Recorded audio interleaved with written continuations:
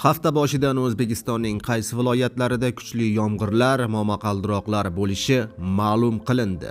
Barcha fuqarolar hafta boshidan boshlab O'zbekistonda tayyor turing. Yana jiddiy ob-havo. Assalomu alaykum, hurmatli tomoshabinlar. O'zbekistonda va jahonda sodir bo'layotgan eng so'nggi va dolzarb xabarlarni o'tkazib yubormaslik uchun hoziroq like tugmachasini bosib qo'yishni unutmang.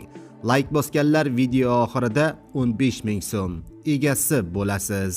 Diqqat qiling, O'zgidromet agentligi 11, 12, 13 may kuni kutilayotgan ob-havo prognozini e'lon qildi. Unga ko'ra, Qoraqalpog'iston Respublikasi va Xorazm viloyatida 11-13 may kunlari yog'ingarchilik kutilmaydi. Shamol sharqdan 7-12 metr/sekund tezlikda esadi.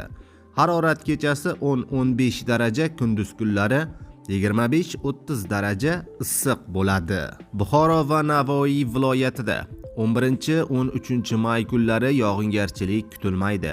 Sharqiy shamol yo'nalishini o'zgartirib 7-12 metr/sekund tezlikda esadi. Havo harorati 10 may kuni kechasi 15-20 daraja, 12-dan 11 may kunlari kechasi 12-17 daraja, kunduz kunlari 25-30 daraja issiq bo'ladi. Samarqand, Jizzax va Sirdaryo viloyatida 11, 12, 13 may kuni yog'ingarchilik kutilmaydi. Sharqiy shamol yo'nalishini o'zgartirib g'arbdan 7-12 metr/sekund tezlikda esadi. Harorat kechasi 12-17 daraja, kunduz kunlari 25-30 daraja issiq bo'ladi. Qashqadaryo va Surxondaryo viloyatida 11-dan 13 maygacha hech qanday yog'ingarchilik kutilmaydi. Shamol 10-12 metr/sekund tezlikda esadi. Harorat kechasi 14-19 daraja, kunduz kunlari 30-35 daraja issiq bo'ladi.